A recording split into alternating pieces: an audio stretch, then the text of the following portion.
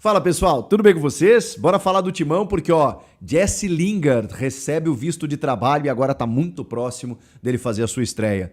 Tem também uma troca envolvendo o atacante Arthur Cabral, será que vai rolar? Recado de Memphis Depay e nova proposta por André. Você achou que não tinha informação com a data FIFA? Chega mais, eu sou o Chico Garcia, inscreva-se no canal e vamos juntos.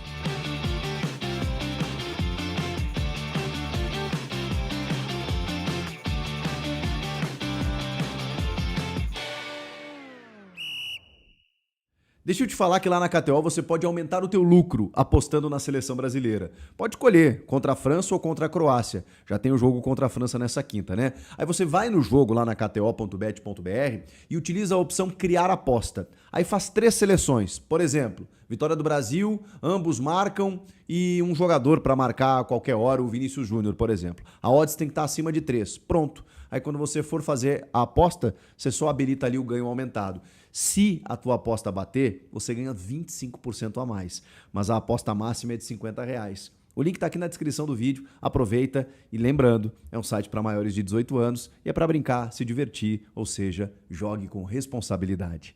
Rapaziada, aquele pedido encarecido, com muito carinho, com muito zelo, para você se inscrever no canal. A gente está quase batendo 1.200.000 inscritos, é uma marca significativa para um canal independente. Você que está aqui assistindo os meus vídeos todos os dias, eu agradeço demais a confiança de vocês. Então peço para que você se inscreva, é a única coisa, e é de graça, tá? Não custa nada, a única coisa que vai mudar é você tá lá na sua aba de inscrições, lá você vai estar o meu canal junto com outros que você está inscrito, talvez. Quando você abrir o seu aplicativo ali, a plataforma já vai entender que você se interessa por esse conteúdo, vai oferecer os meus vídeos para você, é só isso. Você só vai ficar integrado aqui um pouco mais, tá bom? Gente, vamos lá, vamos falar do Corinthians e primeiro eu quero pedir desculpas porque eu tinha informação de que, como o Memphis havia sido cortado da seleção holandesa, de que ele não precisava mais viajar. Mas aí vem a informação agora nessa terça-feira de que ele decidiu viajar para fazer ou começar o tratamento da sua lesão muscular de grau 2 na coxa direita, já com o departamento médico da Holanda. E ficar mais próximo, né, do staff lá que vai cuidar o jogador visando a Copa do Mundo, né? Existe uma preocupação nesses meses que antecedem o Mundial para que você não possa perder nenhum grande atleta. E o atleta também não perdeu o Mundial, né? A gente sabe como isso deve ser angustiante para o atleta de futebol, né? Qualquer lesão pode tirá-lo de um sonho que é realizar, que é disputar a Copa do Mundo, né? Então ele viajou, começou o tratamento e mandou um recado para a Fiel. Fez uma postagem lá, já começando o seu tratamento com a frase "Be back soon", né? Eu voltarei em breve. Então é um recado, né, para que a Fiel, para acalmar um pouquinho o torcedor corintiano, mas assim, a previsão ela não mudou, né?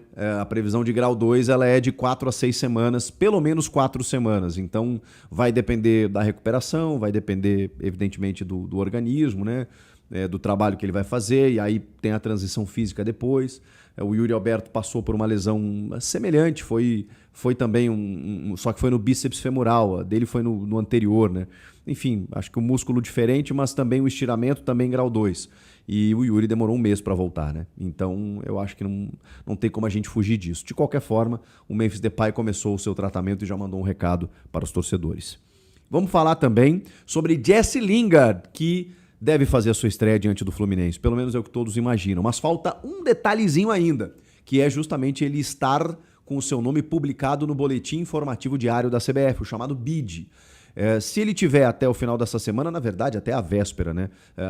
O Corinthians espera que ele esteja com o nome publicado no BID até o final dessa semana, mas se até a véspera do jogo, até o dia 31 de março, ele estiver no BID às 7 horas da noite lá, ele está regularizado para entrar em campo diante do Fluminense. O que faltava era receber o visto de trabalho e ter o seu nome publicado no Diário Oficial, o que aconteceu nessa segunda-feira, na verdade. Já tinha acontecido com a regularização, com esse trâmite burocrático, demorou alguns dias, mas enquanto isso ele também foi trabalhando a parte física, ele não entra em campo desde o dia 10 de dezembro do ano passado, então tudo concomitou, né? Tudo combinou, tudo conspirou, tudo favoreceu para que ele trabalhasse a parte física e ao mesmo tempo o departamento jurídico do Corinthians conseguisse regularizar a situação. Falta agora apenas aquele envio de documentos para que o BID da CBF publique o nome dele lá e ele possa atuar pelo Corinthians diante do Flu. Beleza? Vamos falar de mercado? Porque assim, o Corinthians, segundo a Gazeta, está negociando ainda por Arthur Cabral, porque pintou uma possibilidade de envolver um jogador na troca. A gente sabe que o Botafogo pagou 12 milhões de euros para o Benfica para tirar o Arthur Cabral de lá, que é um jogador valorizado, que ganha um alto salário, mas que não está sendo muito aproveitado. Só tem um detalhe, né? Ele não estava sendo muito aproveitado pelo Martim Anselmi, que foi derrubado, né? Foi demitido de técnico do Botafogo. Então a gente não sabe quem virá para comandar o Fogão, se fala no Crespo e tudo mais. Daqui a pouco o cara resolve utilizar o Arthur Cabral. Mesmo assim, as diretorias, né, têm conversas avançadas e têm boas relações, né, e estão tentando entrar num comum acordo. O Corinthians não vai pagar direitos, não vai utilizar como uma prioridade de compra no empréstimo, alguma coisa nesse sentido, porque, enfim, a questão financeira vocês sabem. Então, entrou uma possibilidade de troca, segundo a TV Gazeta, por Pedro Raul, que já jogou no Botafogo, inclusive. E se houve um interesse pelo Pedro Raul, aí a gente pode começar a conversar. Também foi um alto investimento do Corinthians, embora o jogador não tenha performado por aqui. Mas é aquela coisa, né? Você troca prejuízos. Se tem um time lá que não está utilizando aquele jogador, você não está utilizando esse aqui, daqui a pouco é bom para todo mundo. O Pedro Raul até fez uns golzinhos lá no Botafogo, tá? Como fez no Ceará, como fez no Goiás. Então, o problema dele é o Corinthians, né? O Corinthians, ele não consegue jogar. E talvez, mudando de ares, né, e fazendo essa troca taco a taco, não sei qual é a questão salarial, o Corinthians já quis emprestar o Pedro Raul pro Vitória, pro Bahia, eu acho que foi, mas os caras queriam pagar apenas parte do salário, né? E aí o Corinthians recusou porque precisa que alguém pague todos os vencimentos dele. Pelo menos esse é o modelo de negócio que o Corinthians definiu para negociar o Pedro Raul. Se envolver uma troca com o Arthur Cabral, vou falar baixinho aqui, tá? Olha, dá um troféu pro Marcelo Paz se ele conseguir sair. Se ele conseguir envolver uma troca do Pedro Raul pelo Arthur Cabral, mamãe!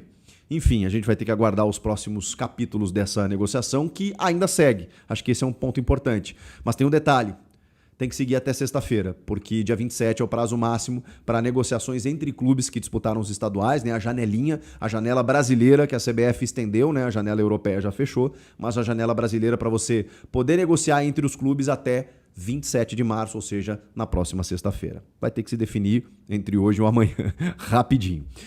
Falando ainda sobre mercado, o jornalista italiano Matteo Moretto, ele fez um vídeo publicando sobre o interesse do futebol europeu pelo volante André, que vocês sabem, já teve uma proposta oficial do Milan, que houve inclusive um encaminhamento de negócio, mas recusado na última hora. O Corinthians estaria vendendo o André de 19 anos por 15 milhões de euros, 17 milhões, né, com bônus até a metade do ano. E você sabe muito bem o que aconteceu, né? Tava tudo encaminhado, o Dorival deu aquela declaração, o Osmar Stabile voltou atrás na última hora, o Milan ficou meio chateado com a história e tal, e não veio de novo, né? O Corinthians entende que o valor era baixo, mas naquele momento chegou a entender que fosse possível. E aí houve um levante, né, um clamor popular dos torcedores, de parte da imprensa e do próprio técnico Dorival Júnior, e eles recusaram. Não se fala em valores ainda, mas o Atlético de Madrid, da Espanha, e o Benfica de Portugal teriam manifestado interesse. Cara, o Benfica pagou 30 milhões de euros pelo Richard Rios, do Palmeiras, e pagou bem, um excelente volante, mas só para vocês terem uma ideia, o Benfica tem dinheiro para poder fazer esse aporte aí nessa faixa. Eu não acho que o André valha menos do que isso, tá? É verdade que o Corinthians detém 70% do André, e aí tem aqueles 30% que o próprio André já tinha meio que negociado, liberado para poder fazer a negociação com o Milan. O fato é que outras propostas virão, né? Até metade do ano o André deve ser negociado, mas com um valor que seja condizente com a bola que ele joga, pelo menos é assim que eu espero. O que vocês acham dessas notícias todas? Quero ouvi-los, vocês comentando aqui, fiquem à vontade, deixa o like no vídeo que me ajuda também e se inscreva no canal, tá bom? Eu volto na próxima. Tchau!